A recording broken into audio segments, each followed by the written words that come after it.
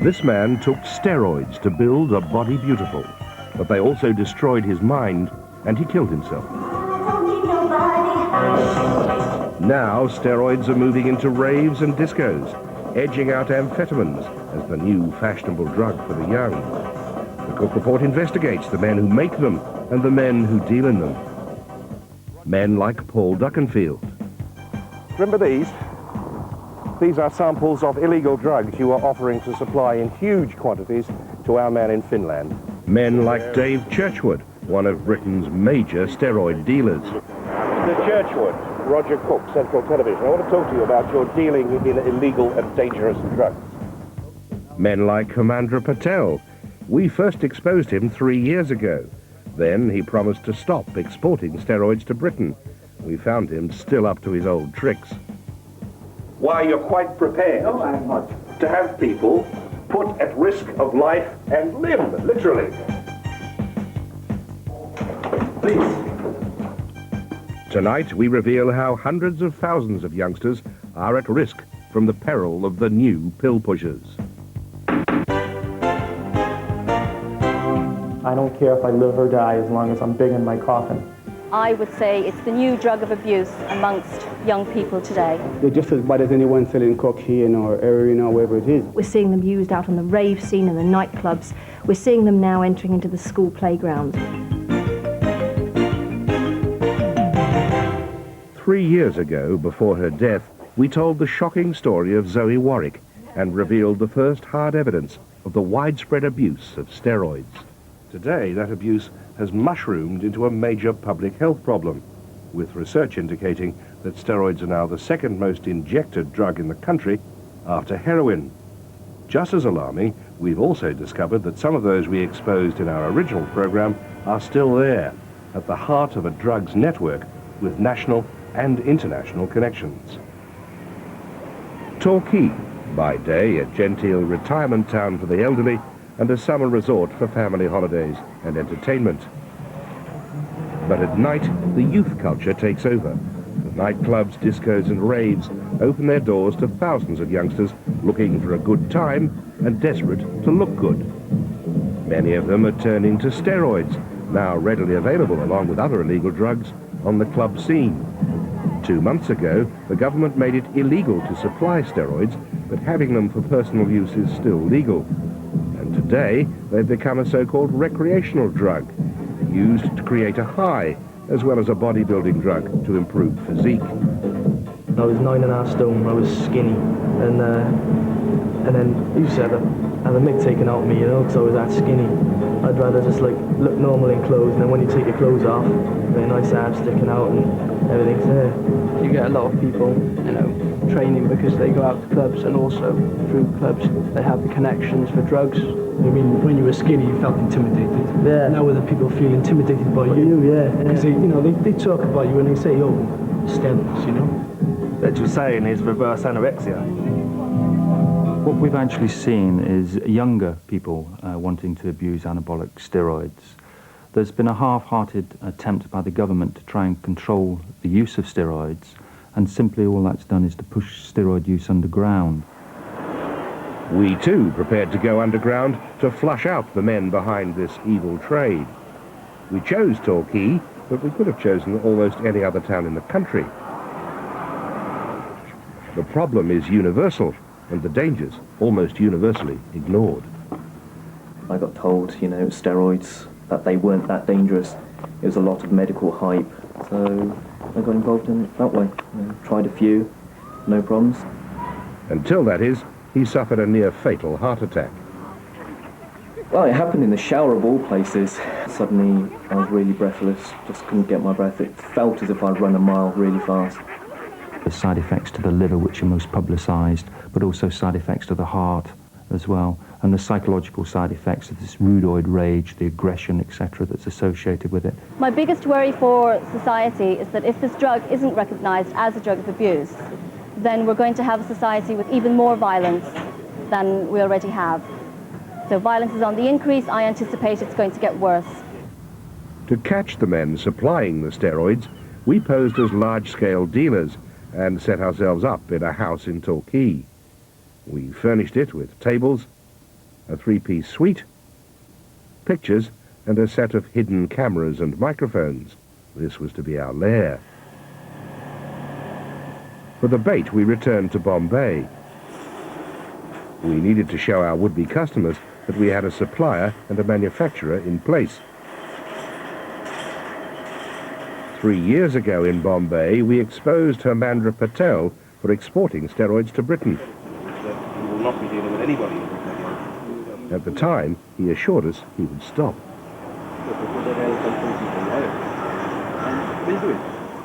But earlier this year, we acquired a business plan from a steroid dealer our first program had put out of business. It named Patel's company as the supplier. So now we had the trap and the bait. We started our hunt for the dealers where the youngsters start their hunt for steroids, with the doorman at nightclubs. One of our team went to work on the doors of this club, Park Lane. Soon afterwards, the head doorman, Aaron Moore, and his colleague Desmond Tupawa became the first of many visitors to our specially furnished house. I rang up a couple of guys. First guy I rang up, he supplies us with a lot of gear. He was well interested, yeah, but he wants to have the products tested. What he's basically got two suppliers that he always deals with. Yeah. And since these new laws come in, he's been very wary about taking on anybody else, because the basic rumour is that we're going to be inundated with fake products. It soon became clear that these men could open the doors to the steroid scene in Torquay and far beyond. They knew the nightclubs and the bodybuilding clubs. It was as a young bodybuilder that Jimmy Kettle was first introduced to steroids. He won a junior competition without them.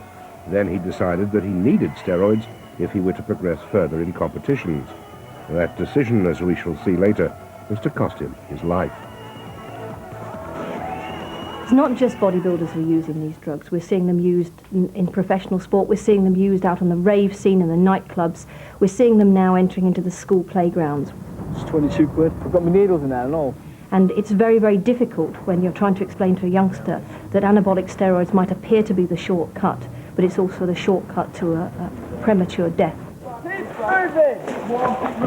Determination, a bit of aggression. Perhaps someone should tell that to the Marines. We discovered that this man, Alan Ginger Wilkins, a former Royal Marine physical training instructor, supplies steroids to recruits who feel they don't have the physique to make the elite corps. As he talked deals, he dandled his daughter on his knee. Is it just Marines you'll deal with? Well, I can deal with Marines, Navy, Army, Air Force. It's a very competitive environment with the Marines, very competitive. As an example, if everyone's in the gym pushing out weights, they want to get that extra advantage, and they're going to cheat by whatever means they want. Steroids in this instance. So we're the best to do the business with the forces directly through you? Yeah, because you won't do it. You won't do it directly through them. No, the shit's good. I tell you what, a lot of them are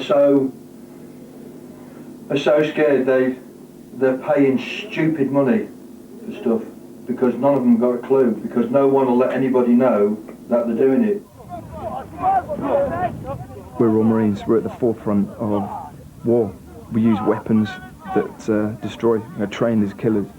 Now, if somebody has injected themselves with steroids or orally taken steroids, whatever means they use, they're going to be a liability, in my opinion. And I wouldn't want them anywhere near me, frankly. In Boston, former steroid abuser Alan Fratazio would agree. I was a bouncer at a nightclub, and I lost control many times there. Out in the street, out on the road, driving around, if I got cut off by somebody, I would go after them and chase them. And it was basically, again, just situations where it just didn't happen. I wasn't, whether they were in their cars and they were able to get away, luck, I guess. Fratazio became a textbook case history for psychological and physical damage. He developed the symptoms feared by all male steroid abusers, crudely termed bitch tits, and caused by a hormone imbalance. Meanwhile, as our inquiries progressed, other targets came into view. We secretly filmed this man, Paul Duckenfield, collecting his mail from a post office box number. By reputation, he's one of the country's big 5 steroid dealers. Duckenfield advertises on the internet and in bodybuilding magazines as an agent for a nutritional supplements company, Chemical Warfare. But health foods were the last thing on his mind when we met him.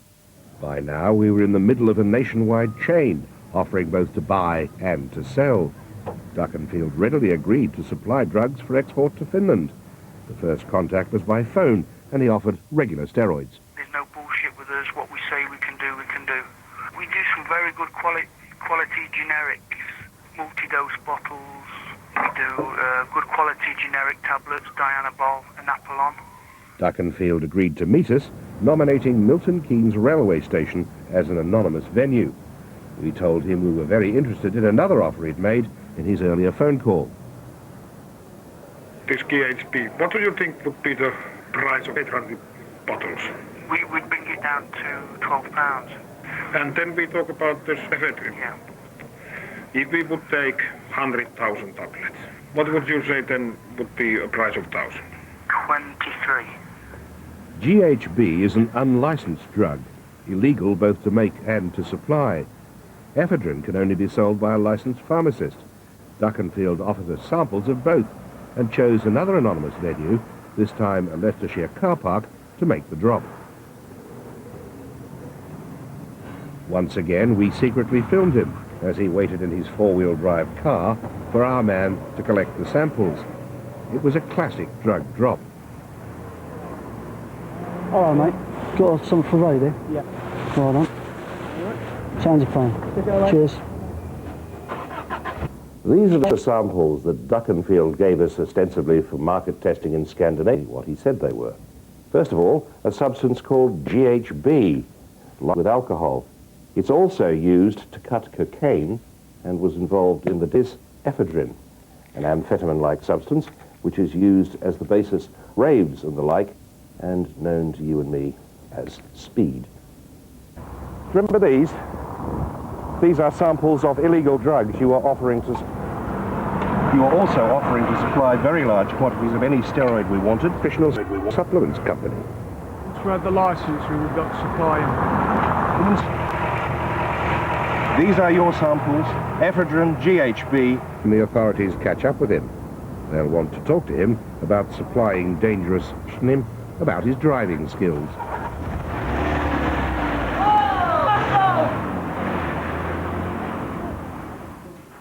Ian Dabbs of steroid abuse.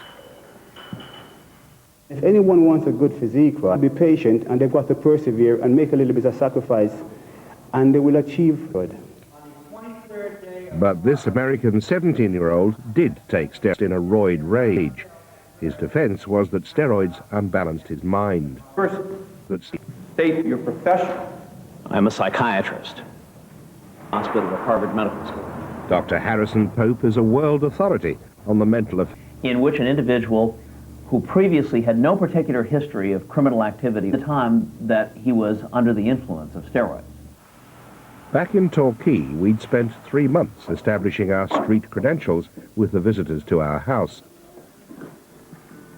But it soon became clear they were little more than scouts for the area's main player, David Churchwood, who's just opened this new gym. It's his second and another new money spinner on a prime site in the town.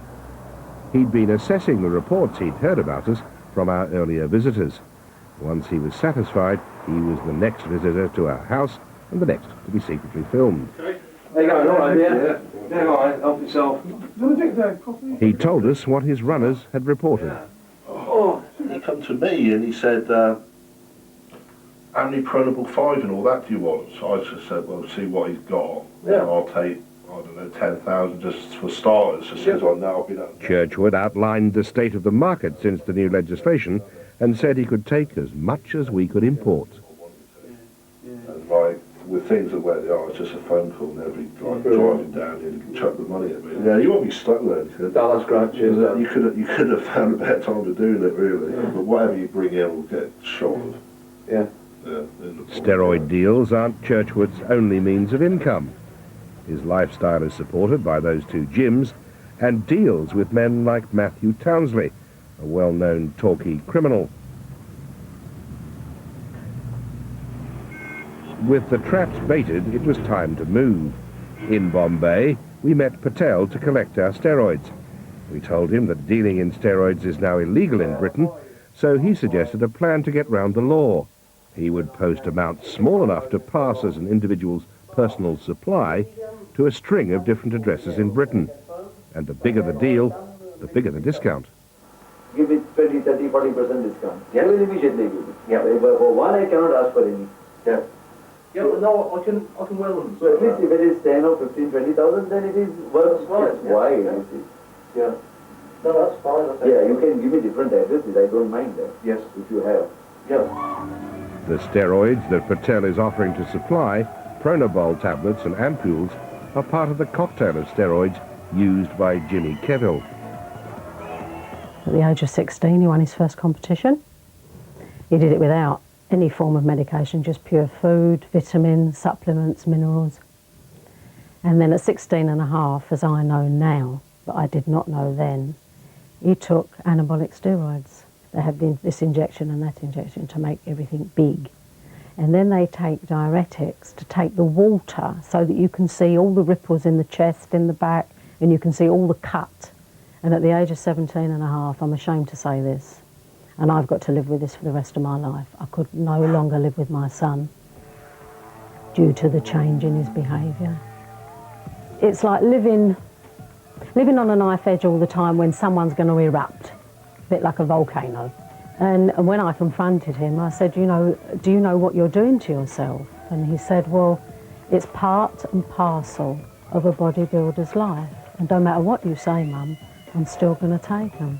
Finally, his uncontrolled rages forced his mother, now an anti-steroid campaigner, to commit him to a mental hospital. That evening, he was very, very tearful at one time. I mean, I held him in my lap and he was crying just like he did when he was a small child. It was awful. I mean, it was one of the worst days of my life to have insections. Steroids had induced not only violent moods, but also a paranoia so terrible he killed himself by hurling himself headfirst at a wall. He didn't die straight away. He lied there kind of in a daze for a while. And then the blood went from his face and his neck, and that was it. And I just held his hand. And that's all I could do. And then they spent about 35 minutes trying to resuscitate him, but he didn't come back. And I know that steroids did it. Jimmy Kevill was 20 when he died. These drawings are by a 9-year-old. We regularly do a piece of research with our very young children, and we say, if you found a bag of drugs, what do you think was inside it? When they draw the bag, they will draw steroids in it, or they will use the word steroids. And then when it comes to can drugs be good for you, when we get to some of our 8, 9-year-olds, they say, well, yes, drugs can be good for you in some circumstances. They can build your body up, they can make you stronger, they can help you beat the bullies. This is the Indian Pronabol, which Patel describes as a small amount for personal use. At first, he's pleased to see us. How are you? My name is Roger Cook, and you're the man who some time ago told me that you were never going to let your products fall into the wrong hands. I see. Isn't that correct? You did say you wouldn't... You can't do this to me. I can easily do it to you because you lied. No, I didn't. You have been negotiating with us, Mr. Carter here, who works for us, maybe for over a year, and you are conspiring to commit a criminal offence in Britain. No. And you take no responsibility. All you want to do is take the money, don't you? You've been saying, send it in small batches, claim it for personal use, and you know... That is the law, which the law has prescribed that. That quantities like that aren't for personal use. Tens of thousands of tablets aren't for personal use. You were saying if he orders that, he'll get a big discount. Well, 30 to 40%. No. I'd like you to explain why... Stop me. I would like you to explain why you're such an unprincipled person. Oh, thank you. Why you're quite prepared... No, I'm not. ...to have people put at risk of life and limb, literally, as a result of your... Please, don't do it. Don't do it. We've done it. Meanwhile, Patel's first shipment of steroids has arrived in Torquay, and Churchwood is among the first to sample them, literally. Maybe we should brought over suitcase full of heroin now, and he's gone through with that. He's probably thinking, well, I can ship as much as you get anyway. Yeah. Not down here, I can just move it up the country, so it's not a problem. To lure him out to face the cameras, we invite him to do an interview about his new ladies-only gym. But the interview is soon to take a rather different turn. Like in the Torbay area, there's a need just for ladies, because these days ladies seem to be looking. Mr. Churchwood, Roger Cook, Central Television. I want to talk to you about your dealing in illegal and dangerous drugs. They all turn up at the same time, don't they? Illegal and dangerous drugs. Steroids, for a start. Right. They're a Class C drug. Yeah, and what and you're proof? dealing in... What proof? We've been surveilling you for a long time. You've been on camera for a long time, offering to buy from Mr. Carter, who works for us. Mr. Carter? Mr. Carter, all the steroids we can ship in from India. It's on film. You offering. You saying you can ship as much as we can bring in. No, sorry. We also have you on film doing a big money deal with Matty, a known local villain. Matty? Matty's a friend of mine. What's he doing, handing you large sums of cash in a surreptitious deal on the street? Large sums of cash? On film? What are you doing supplying Ginger, who supplies the Royal Marines with steroids? Don't even know Ginger. They call him Gin. Well, I mean, I haven't actually seen him, but we were told big Al, we know he was. Trained in World Gym. Yeah, so he changes it. I don't know who Ginger is. Well, why are you talking about him on film? We've already got you filmed. You've been filmed and surveilled for months. You do as much as you want, you know. You've got your own limits on it. Yeah. You know, but whatever you bring in will get shot of. Yeah. Yeah, there's no problem. Yeah. Really nice to meet you. Is this what this is about as well? Of course. Right, set up. He knew he'd been had, as have the thousands of teenagers throughout the country who, like Jimmy Kevill, have been conned into believing that steroids are a safe shortcut, the easy way to a quick buzz and a perfect body. It's not an isolated case. Whoever started him off on those drugs, I think they helped kill him.